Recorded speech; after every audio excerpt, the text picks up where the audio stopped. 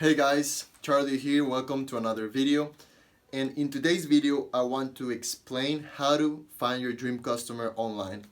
So the first thing I want you guys to understand is the power of the internet.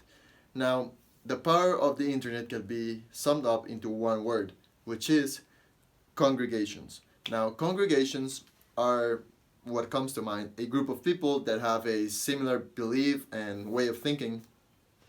Usually, what I think of congregations is like religious congregations, right? Because that's how they call them. But congregations is just a group of people with similar beliefs and way of thinking. Now, the power of the internet is that it has allowed people from all over the world to congregate in a better way, in a faster way, or in ways that they had to spend too much money in order to achieve. Because if you wanted to congregate with the people of your same beliefs from all over your country, then they had to meet in one place, and they could just do that once in a year or once every now and then. Now they can do it daily, thanks to forums, thanks to Facebook groups, thanks to a lot of things in the internet, places in the internet where you can find these groups. And literally, if you think about it, Facebook, for example, has Facebook group and Facebook pages with people where people congregate with similar beliefs, similar interests, similar way of thinking. You can have groups of people doing keto. You can have group of people doing meditations. You can have group of people doing fasting, etc. So for us business owners, you and me and marketers, we have a really nice advantage because now we can target these people. Before, you had to go to traditional media, for example TV, newspapers, radio, and they will give you demographics of the people they view their stuff. For example, people that saw TV. And if you wanted to target, I don't know, maybe certain type of people, for example moms that want to get fit, you had to maybe look for a channel that moms watched at a time where they were watching it. That would usually be during the day. Or if you wanted to target like busy dads or busy men, you would probably want to target it in a late TV show, right? Because that's when they would see TV after they got home from work. So those problems are in the past. Now with social media, we can target many different ways. We can even target people that like flying kites. So literally, it's that simple. You can find every interest, weird interest, specific demographics. This is called hypertargeting. Now, this is the power of the internet, and us as marketers, we have like this power of reaching these congregated groups. So what you're gonna want to do is first of all define who is your target audience. So I already have a lot of videos on that. You can check them out on how to define this. But once you know who you want to sell to, you're gonna find where they hang out at, right? You want to know where they're at, in which corners of the internet they're at. So in order to understand this, you have to think of it as if the internet was a mountain, and in this mountain there is a hidden gold mine. Now, this hidden gold mine is your audience, your ideal audience, or target audience, whatever you want to call it. And you are going to start digging all over the mountain to find out what is the best path to the gold mine. Now, you're not going to get it the first time or the second time.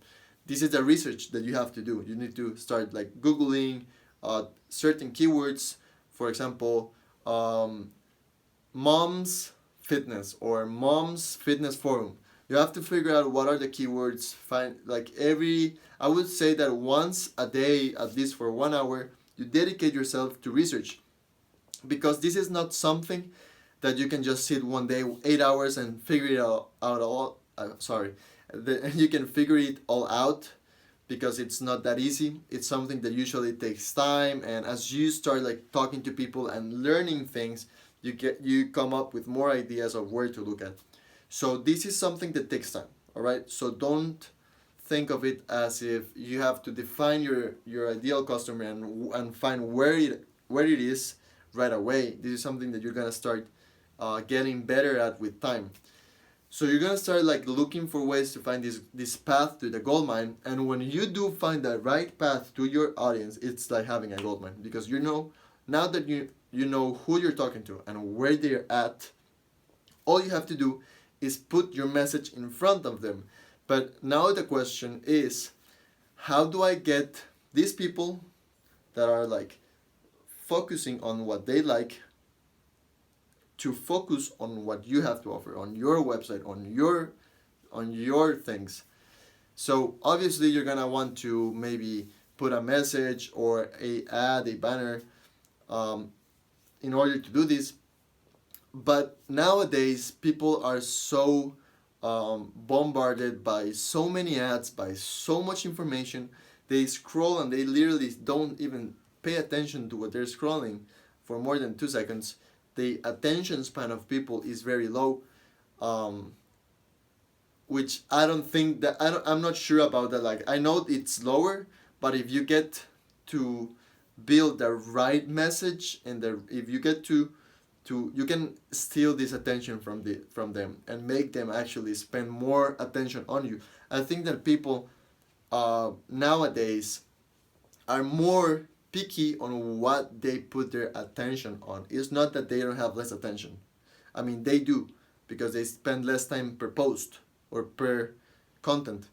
But if you get them the right piece of content for them, they're gonna spend 1 hour paying attention to you, if they are really interested, if they are really committed to what you're talking. So your job as a marketer or as a business owner, entrepreneur, is to get the right message in front of them in a way that is appealing to them. So what you want to do is actually steal the attention from them. So I remember once in college, I was in a marketing class, and they invited this guest, which is very, very good at marketing. And what he did is that he would put underwear above his clothes, and it was pink, and it was like very notorious, obviously. And he would dress really weird, and he started speaking like this, and obviously we could not stop watching him. Everyone in the class was paying attention to this guy. Usually when they brought someone to speak, half of the people would not pay attention, or maybe most did, but would not pay attention to him for the whole hour or 2 hours that he would speak. So this guy explained that you don't borrow attention, you don't ask for attention, you steal it. You have to literally get in there. And in order to get in there, you have to think of creative ways. This is where copywriting kind of enters the equation, and it's important that you learn a little bit about it. You have to know how to create an ad or create a content that is attention stealer, and that is how you say this, like it has usually to be very colorful and nice, and like that you're appealing to your eye. You have to think of people as if you were talking to their subconscious, because when they are scrolling their phone or their computer, they're not that conscious. We are more subconscious. So you have to speak to the subconscious of people, of your ideal customer, and figure out what would caught their attention. That is why researching is very important. And this is why copywriting is very important as well. Your headline has to be very, very eye-catching. Has to be like I would say that the most powerful word to describe this attention stealing process would be curiosity.